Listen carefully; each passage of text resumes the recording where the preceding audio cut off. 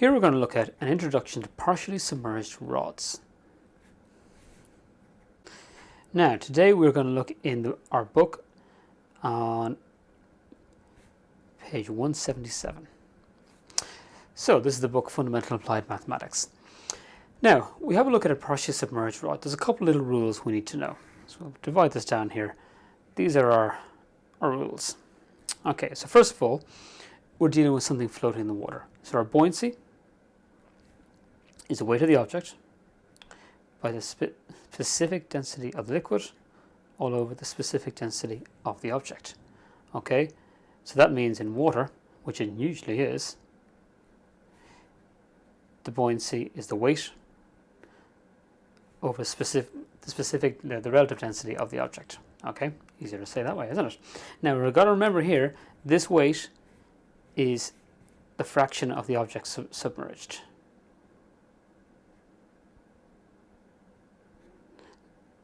So if half the rod is submerged, we're dealing with half of this, because that's the only bit in the water. Okay, the other thing we're going to do is we're going to look at forces.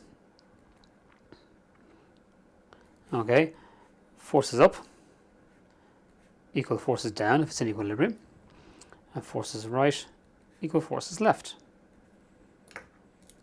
Now, these guys here are often zero. Okay, these guys are zero in equilibrium.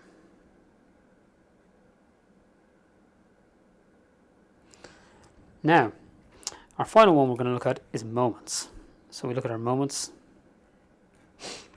Okay, typically you're going to go about the buoyancy force.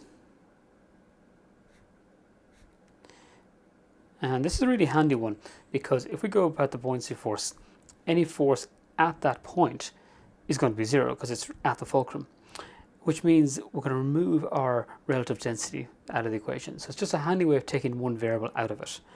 Or we can go about a support point. So often these are hung from above. It's like this. It might be hung from a little thing here, or might be balancing on something there, and that can be another useful place to deal with it. So, knowing all of that, let's begin to go have a look at question 6 on page 177. Now, we'll draw ourselves a little diagram here. There we go. We have a stick in the water balancing on this point. There's our water. And we're given a couple of measurements here. This distance is 20. This distance here is 30, which makes that 50. All right. Now, part 1, show why the reaction at ore is vertical. Well, if we look at all of our forces left and right, okay, where are our forces going on this one? We have the overall weight of it acting downwards. Okay, and that there is halfway along, so of course it's 30 from this point here. This point's actually called P, easier to talk about it. And we have a buoyancy force acting upwards. We also have a reaction force at P acting upwards. The buoyancy is like our center. It's like we take this little section of the rod here, just the bit underwater, so that is going to be 15 and 15. Okay, up until that point. None of these forces are horizontal.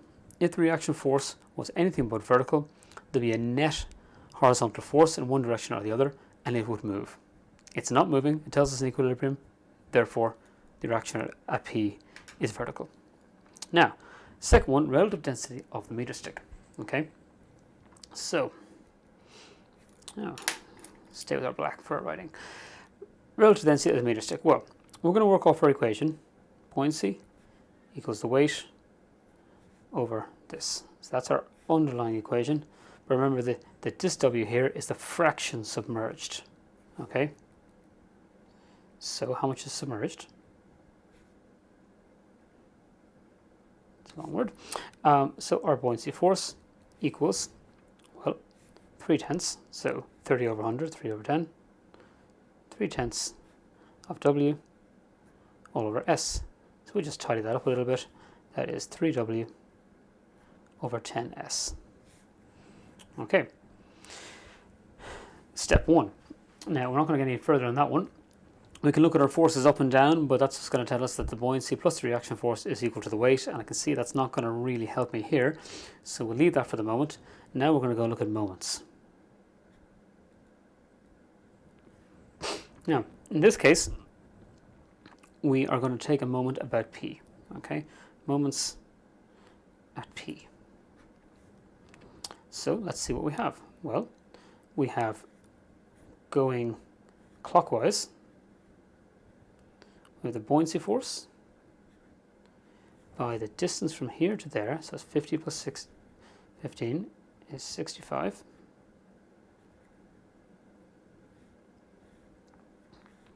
And that is equal to the force pulling in the other directions, pulling it to twist around this way, which is our weight.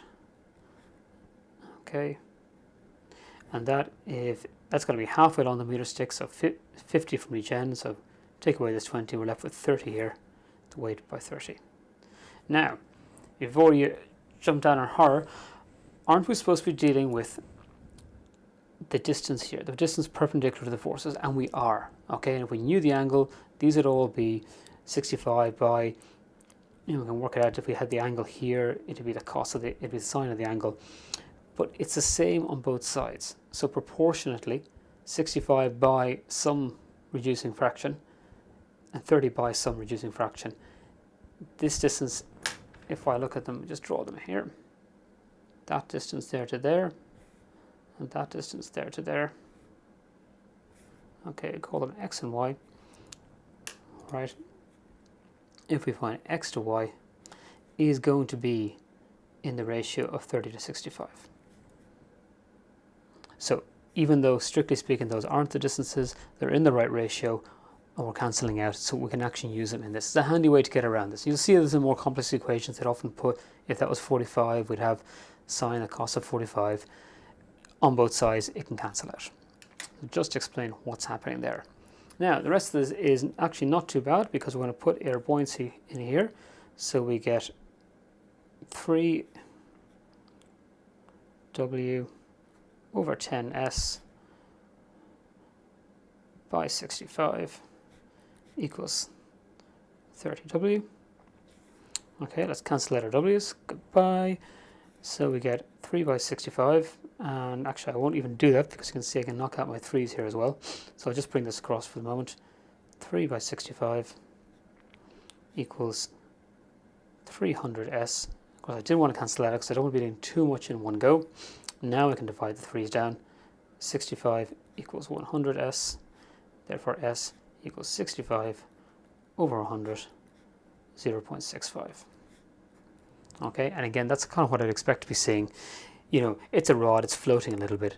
It's, if it was denser than water, it would just be falling down the whole way along. So there's my relative density. Now, part 3. The magnitude of ore in terms of W. Well, forces up and down. Forces up and down. We know that B plus ore equals W. Okay, ore being my reaction force at P. So we've got ore on this side, so that means ore is W minus the buoyancy force. So let's sub that in. Ore is W minus 3W over 10S. Now we'll sub in S. So ore equals W. I'm just going to take the W outside. Minus 3 over 10. Now it's 1 over S, so we just need to be a little bit careful here. So as we're going to write this one out, S is 0.65, so that is going to be, so we'll write that as 100 over 65. Let's begin to tidy this up, do a little bit of housekeeping here. So ore equals W, factor 1 minus, knock that out there, 30 over 65. Okay, this is getting a little bit more manageable. Factor of, now I'm going to do one more reduction in this one just before I go into it, because I can see that both of these are divisible by 5, and that is going to end up being 6 over 13. And now I can get it here. So or equals 7 over 13 W. And that is my reaction force expressed in terms of W.